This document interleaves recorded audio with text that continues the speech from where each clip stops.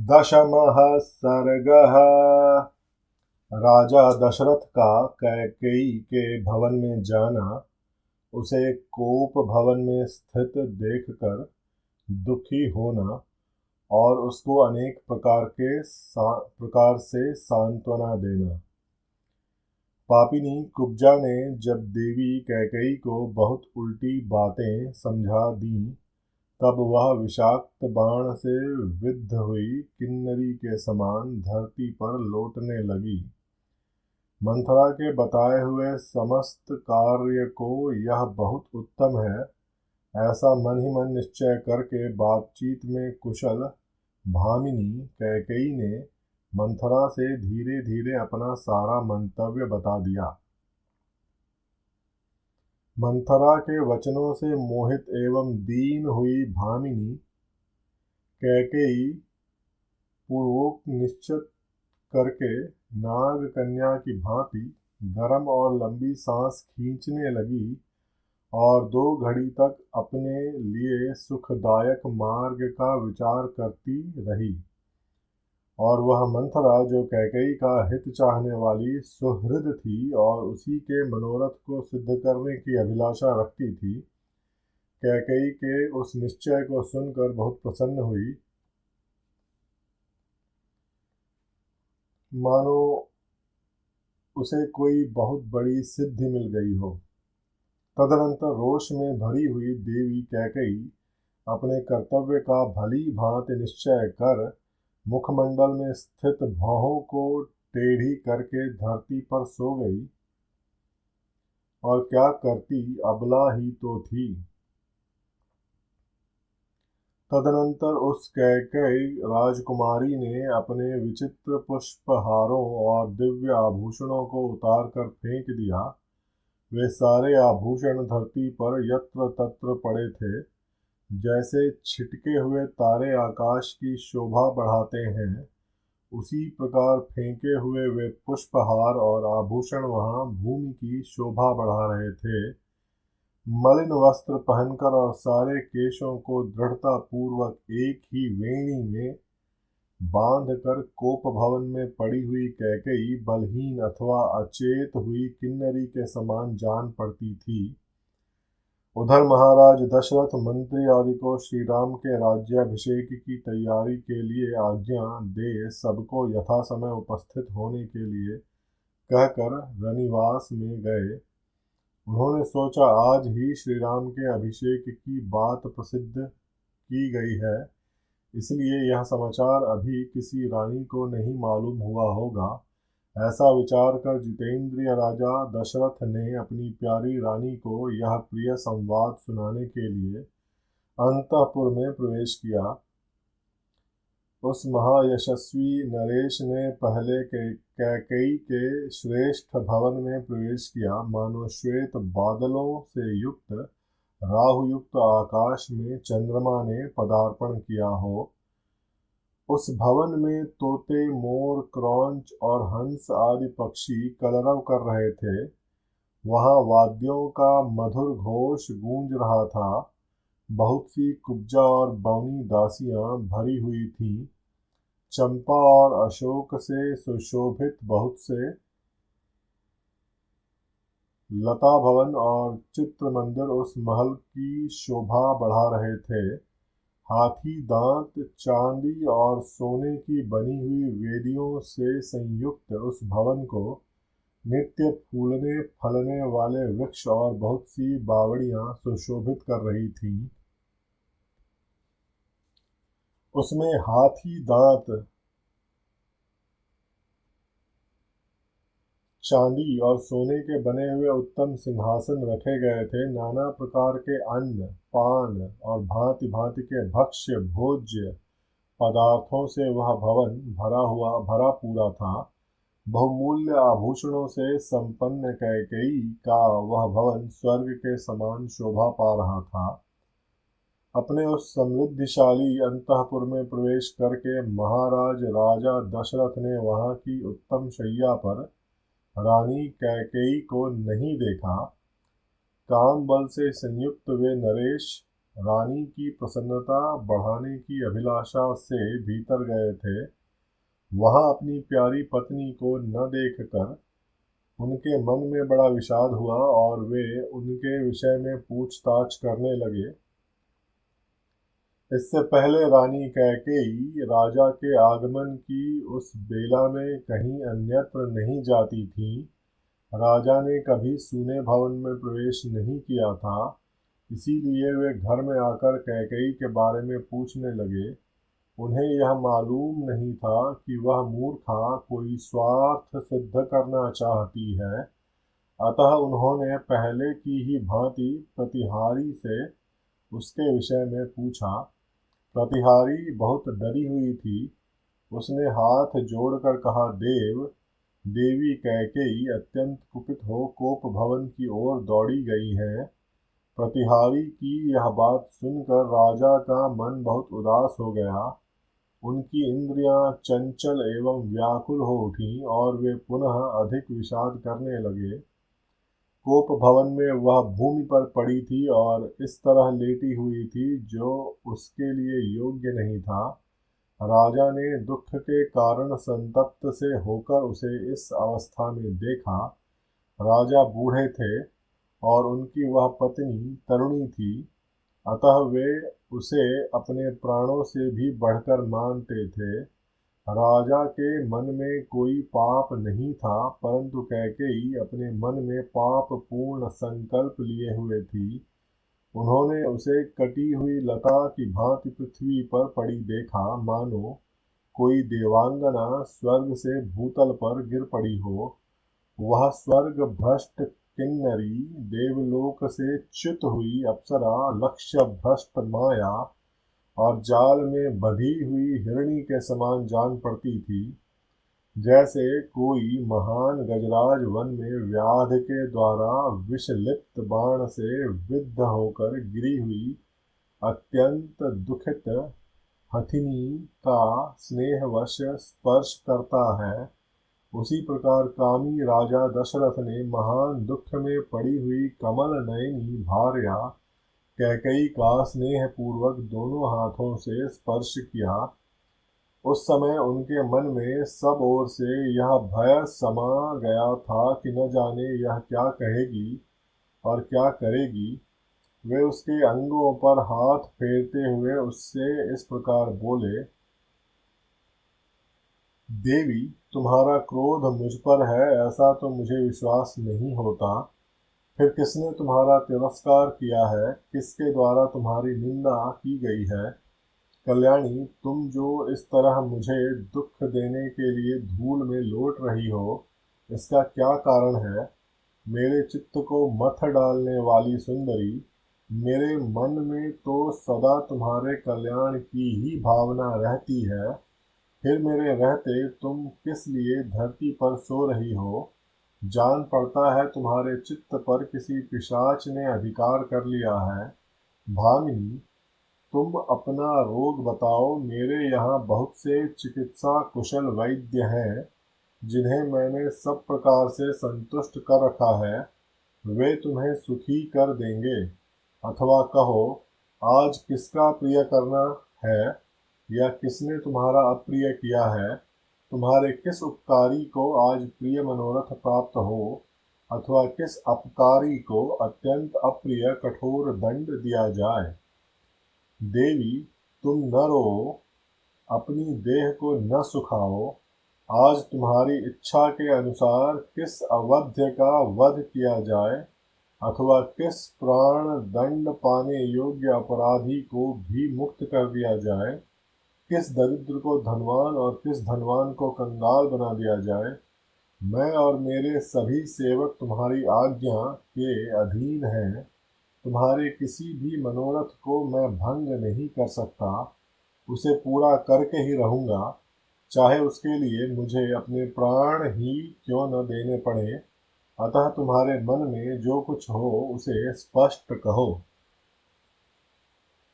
अपने बल को जानते हुए भी तुम्हें मुझ पर संदेह नहीं करना चाहिए। मैं अपने सत्कर्मों की शपथ खाकर कहता हूँ, जिससे तुम्हें प्रसन्नता हो वही करूँगा। जहाँ तक सूर्य का चक्र घूमता है वहाँ तक सारी पृथ्वी मेरे अधिकार में है। द्रविड़, सिंधु सौवीर, सौराष्ट्र, दक्षिण भारत के सारे प्रदेश तथा अंग, वंग, मगध, मत्स्य, काशी और कोसल, इन सभी समृद्धिशाली देशों पर मेरा आधिपत्य है। केकय राज नंदिनी, उनमें पैदा होने वाले भांति भांति के द्रव्य, धन धान्य और बकरी, भेड़ आदि जो भी तुम मन से लेना चाहती हो वह मुझसे मांग लो। भीरु, इतना क्लेश उठाने प्रयास करने की क्या आवश्यकता है? शोभने, उठो उठो। कैकेयी, ठीक ठीक बताओ, तुम्हें किससे कौन सा भय प्राप्त हुआ है? जैसे अंशुमाली सूर्य कुहरा दूर कर देते हैं, उसी प्रकार मैं तुम्हारे भय का सर्वथा निवारण कर दूंगा। राजा के ऐसा कहने पर कैकेयी को कुछ सांत्वना मिली। अब उसे अपने स्वामी से वह अप्रिय बात कहने की इच्छा हुई। उसने पति को और अधिक पीड़ा देने की तैयारी की। इत्यार्षे श्रीमद् रामायणे वाल्मीकीये आदिकाव्ये अयोध्याकांडे दशमः सर्गः। इस प्रकार श्री वाल्मीकि निर्मित आर्ष रामायण आदि काव्य के अयोध्या कांड में 10वां सर्ग पूरा हुआ। 11 सर्गः। कैकेयी का राजा को प्रतिज्ञा बद्ध करके उन्हें पहले के दिए हुए 2 वरों का स्मरण दिलाकर भरत के लिए अभिषेक और राम के लिए 14 वर्षों का वनवास मांगना। भूपाल दशरथ कामदेव के बाणों से पीड़ित तथा कामवेग के वशीभूत हो उसी का अनुसरण कर रहे थे। उनसे कैकेयी ने यह कठोर वचन कहा। देव, न तो किसी ने मेरा अपकार किया है और न किसी के द्वारा मैं अपमानित या निंदित ही हुई हूँ। मेरा कोई एक अभिप्राय अर्थात मनोरथ है और मैं आपके द्वारा उसकी पूर्ति चाहती हूँ। यदि आप उसे पूर्ण करना चाहते हो तो प्रतिज्ञा कीजिए। इसके बाद मैं अपना वास्तविक अभिप्राय आपसे कहूँगी। महाराज दशरथ काम के अधीन हो रहे थे। वे कैकेयी की बात सुनकर किंचित मुस्कराए और पृथ्वी पर पड़ी हुई उस देवी के केशों को हाथ से पकड़कर उसके सिर को अपनी गोद में रखकर उससे इस प्रकार बोले।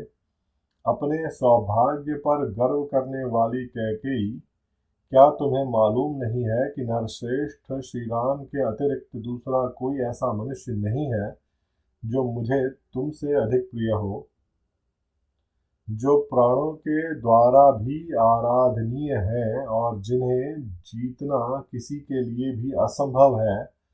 उन प्रमुख वीर महात्मा श्री राम की शपथ खाकर कहता हूँ कि तुम्हारी कामना पूर्ण होगी।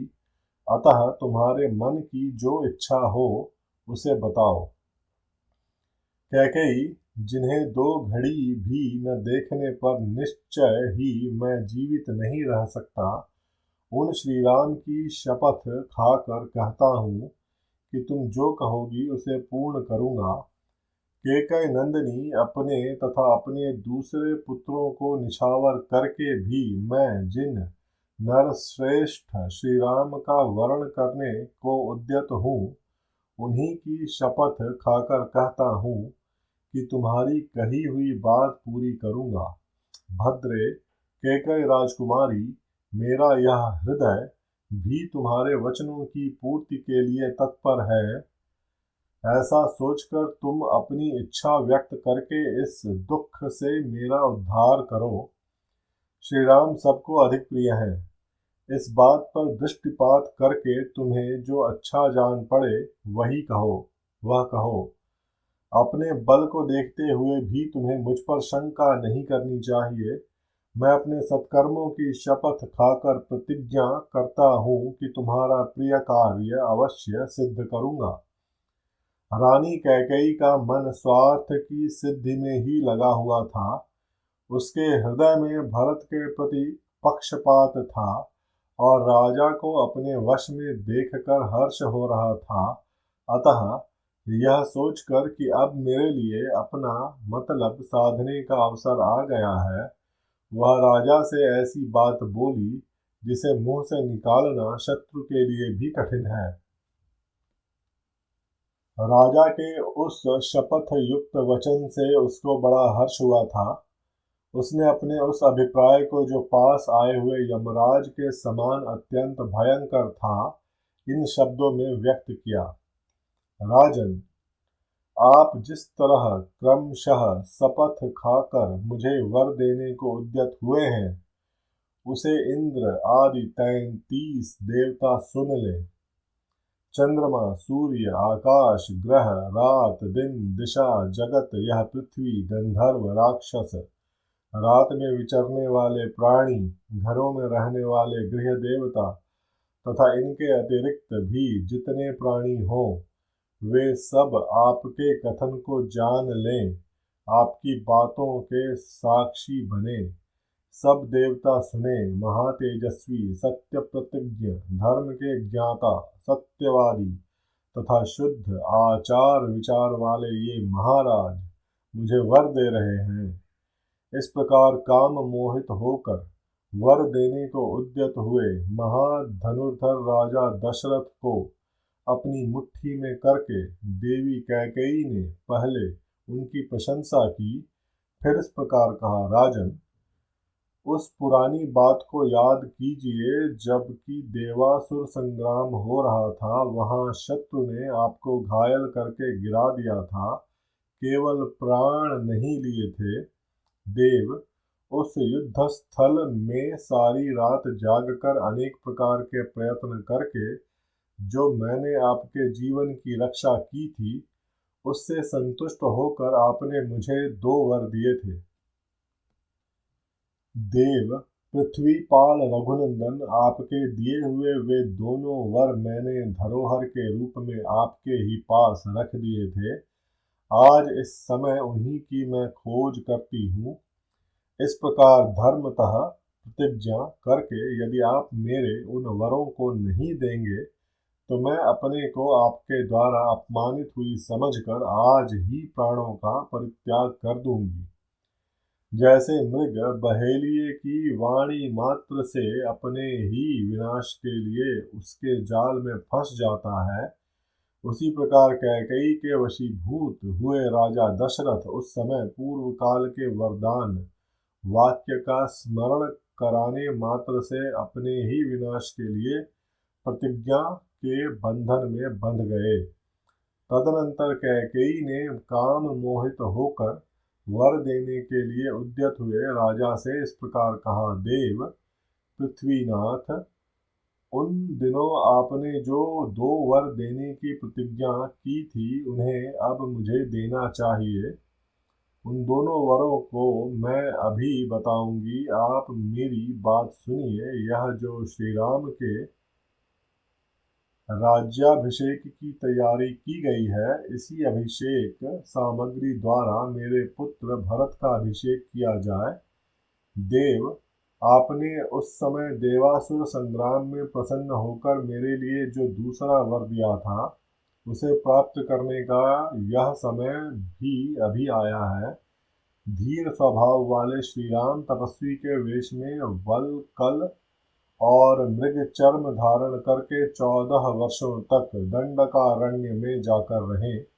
भरत को आज निष्कंटक युवराज पद प्राप्त हो जाए, यही मेरी सर्वश्रेष्ठ कामना है। मैं आपसे पहले का दिया हुआ वर ही मांगती हूँ। आप ऐसी व्यवस्था करें जिससे मैं आज ही श्री राम को वन की ओर जाते देखूं।